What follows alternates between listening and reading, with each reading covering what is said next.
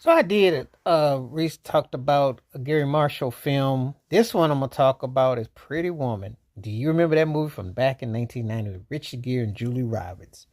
Yeah, talk about uh the it couple, if you will. She was on the upside of her career, and he at his peak in his prime, but he was like, still trying to be suave.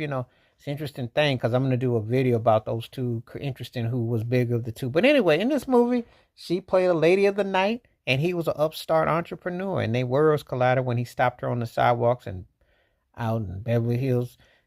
You watch the movie, you know it's a movie. That usually how we go. I mean, I'm just saying. But Gary Marshall made this into a very lighthearted, uh, interesting piece of a movie.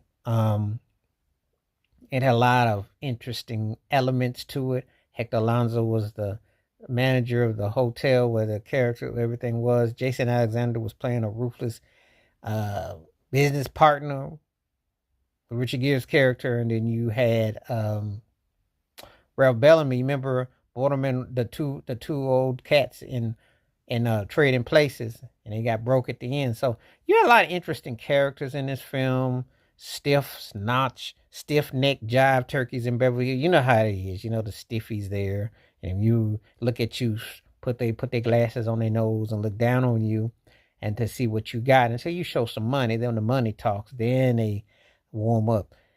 So it's one of those kind of films, but it was romantic comedy, and in the truest sense, almost a movie. They should have called it a fantasy movie. You never see these kind of movies in real life. I mean, you just don't get them like that.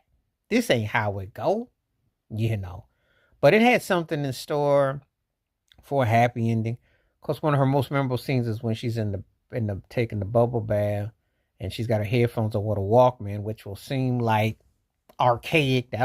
That 35 years ago may as well be 55 years ago when you see somebody with a Walkman and headphones on and in a water where you can have it in the player, because that's a lifetime ago. But she was listening to Prince's Kiss, and she was singing and everything. So that was funny and lighthearted. That was real popular right then. So, and the film was a big time success. Their chemistry was big time.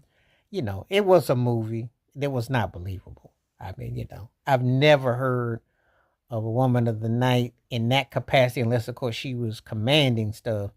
That kind of thing that you get swooped off your feet, and then everything like that. So anyway, but it was a lot of interesting twists and turns in the film.